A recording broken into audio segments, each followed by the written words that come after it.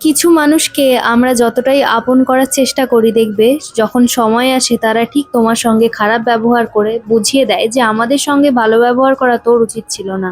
আর জানি না কেন আমার জীবনে বহুবার আমি ওই রকম মানুষের সম্মুখীন হয়েছি। হাই এভরিওয়ান, আমি প্রিয়া।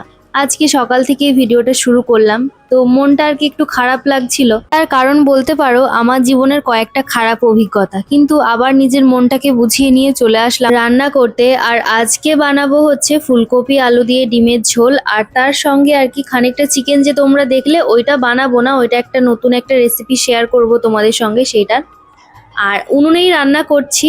আর কড়াতে একটু প্লিজ অ্যাডজাস্ট করে নিও, আর কড়াটা মাজতে হবে। আজকেই শাশুড়ি মাকে বলেছি মাজার জন্য, দেখি মা আবার কবে মাজে।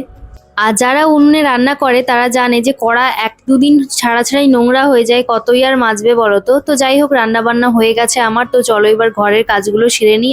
আর সব শেষে কাজ থাকে, সেটা হচ্ছে আমার ঘর পরিষ্কার করা। আমি জানি না কেন সবার শেষে এই কাজটা করি। তো চলো দেখা হচ্ছে নেক্সট ভিডিওতে।